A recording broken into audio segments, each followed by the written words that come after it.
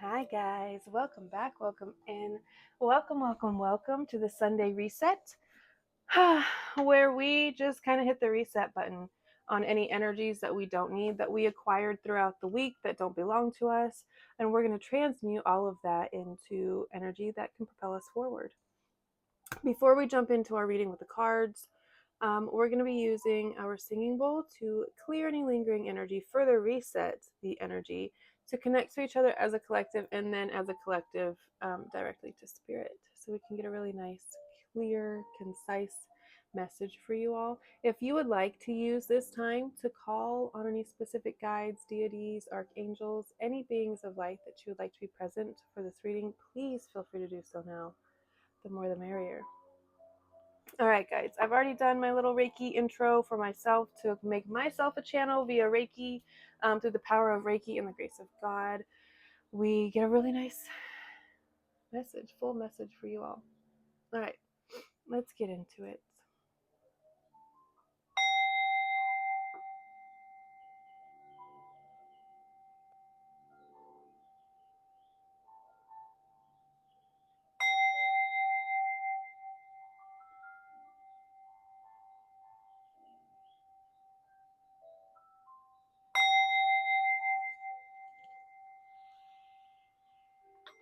Oop, didn't mean to do that. All right, guys, let's see. Spirit, speak to me and through me to the collective. What do we need to reset? What energies are we moving away from that maybe we acquire that we shouldn't have, that we maybe attached ourselves to?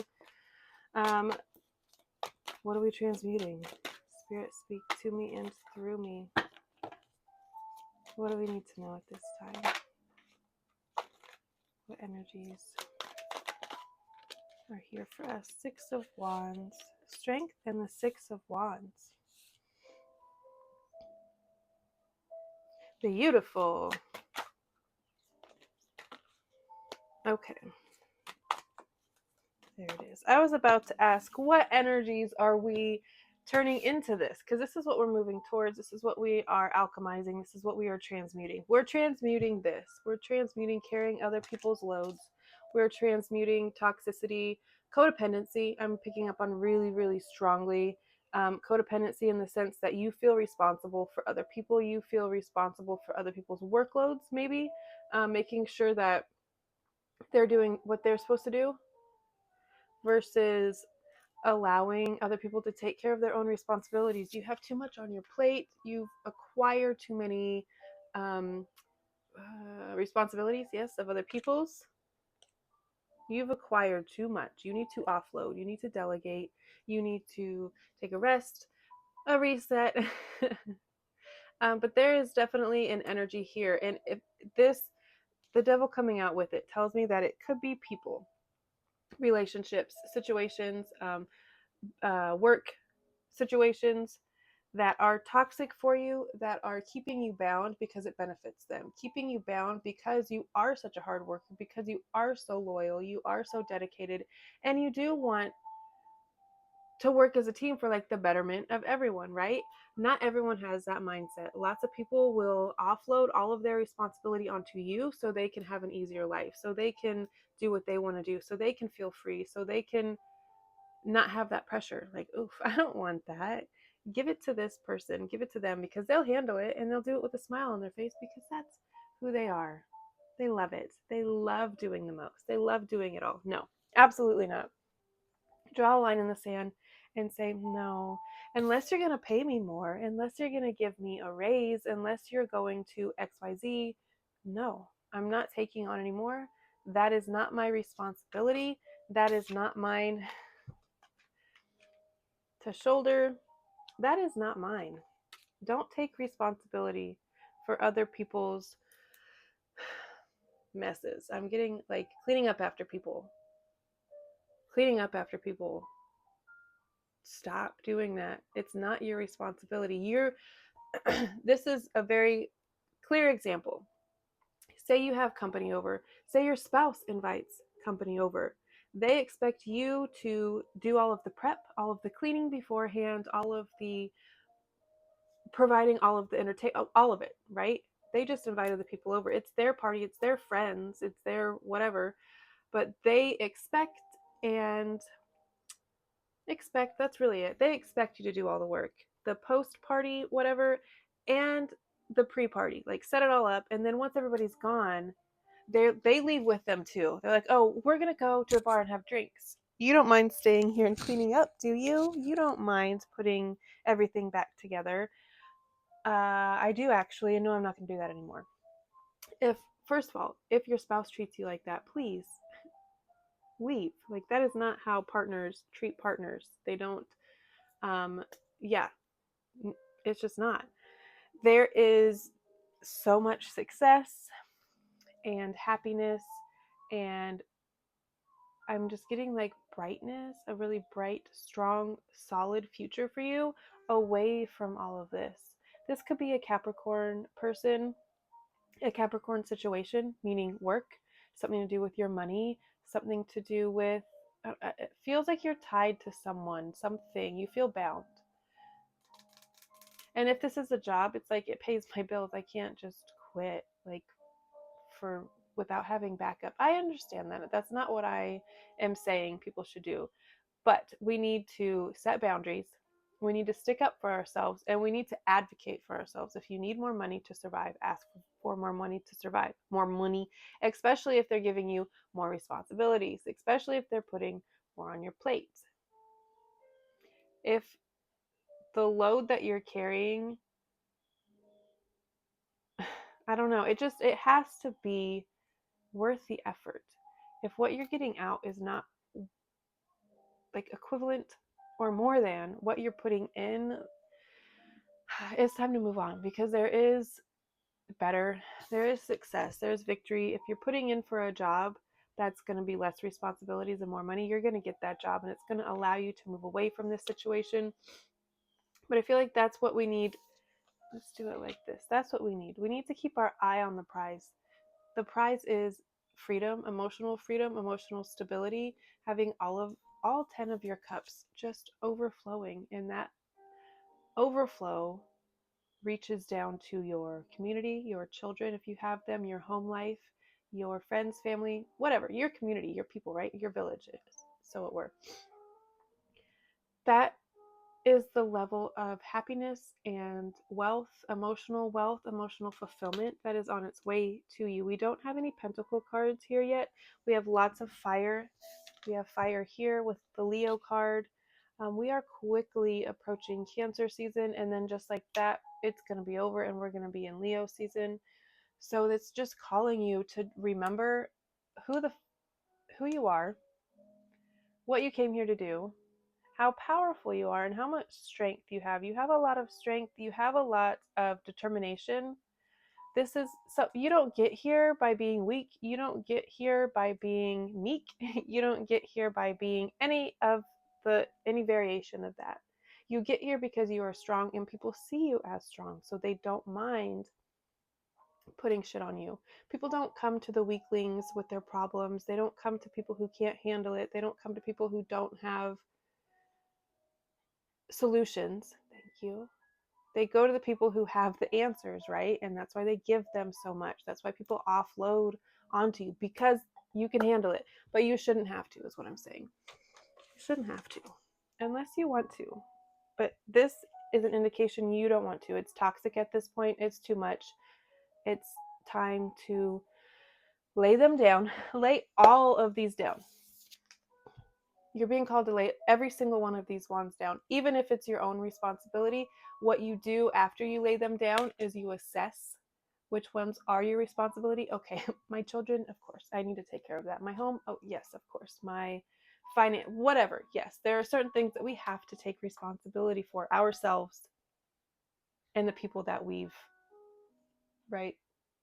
Again, if you have family, if you have, like, if you're a caretaker, thank you, that's the word I was looking for. Though, right, we understand that.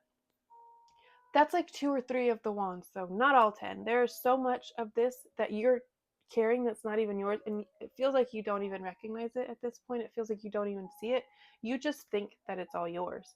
You haven't really noticed that people have been like putting their shit on top, like, oh, I'm just gonna, they won't even notice. I'm just gonna eat, they'll take that. I'm just gonna roll my wand over there and theirs, and then when they get up to take all of it, they're just gonna take mine too. They won't even notice. And they're right. You haven't. Now is time to lay it down and evaluate. Look at it. Is this mine or is it someone else's? If it's someone else's, leave it the fuck there. It is not your responsibility to pick it up and carry it one step further. Take yours and then carry on about your, you'll be so much lighter. You'll be so much more. Look at this lady. They have one wand, and it's their victory. It's their staff that is like proclaiming their place, their power, their victory. I am the victor. If you've put in for a job, you're the one getting it. If you are starting your own thing, it's going to be successful. Spirit is telling you to walk away from whatever feels binding, whatever feels toxic, whatever feels codependent. And jobs can as well, right? You can feel like you can't leave a place because, well, where am I gonna, I can't just leave without having a backup. That's codependency. They're depending on you to not leave, because if you do, I feel like there's going to be a very large hole to fill if you do walk away from something. That's codependency. This could be a parental. Maybe you're taking on too many responsibilities for your parents, like raising your siblings. You could be the eldest. You could have lots of young siblings that you take responsibility for. That's not your responsibility. I know it feels like it, and they're still your people, and you're not going to let them fail. Of course not. But we need to take responsibility for ourselves.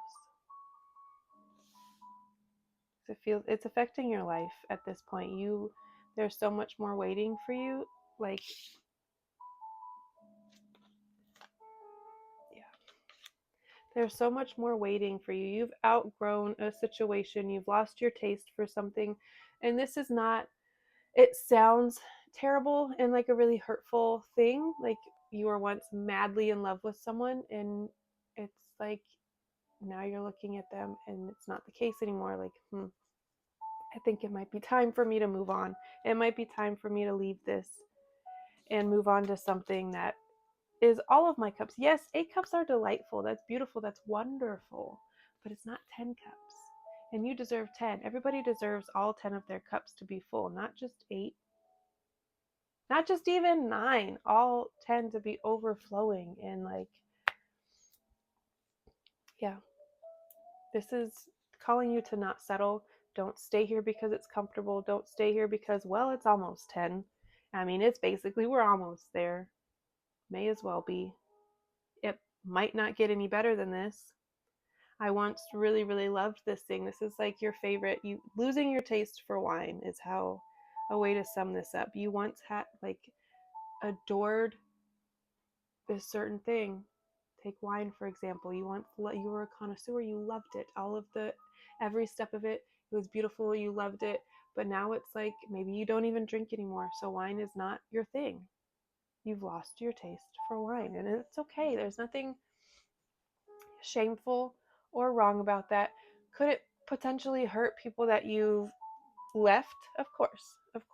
But again, that is not your burden to bear. Free yourself. I feel like you need to be set free. All right, let's see what else. We're going to pull from quite a few oracle decks. This one is Lightworker Oracle. Let's see what comes out. Spirit, speak to us and through us. What else is here for the collective besides letting go, moving on to calmer waters, greener pastures? Initiation by fire. Yes, we have like our entire reading, fire and water. There's nothing else here. There's a tiny bit of earth, but like that's the devil, so we don't care. Cover that shit up. Initiation by fire. You are, and that's not the same as trial by fire. Okay, we're gonna read about it. We're gonna get our full message from the book. but fire energy, Leo, Sagittarius, Aries, very action oriented, very much doers, creators, passionate, loud. Express yourself, use your voice, put yourself out there, be seen.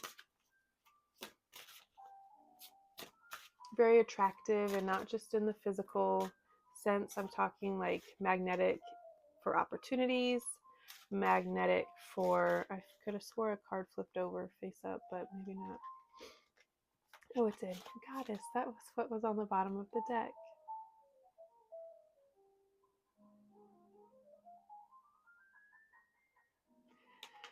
She's got this cup that is absolutely running over with honey. Let's see. I was going to say self-pleasure might be really important to you. I decided not to because maybe that's just me. It might just... But then this card came out, so yes. Self-pleasure, tapping into yourself, tapping into your intimacy. Just one sec.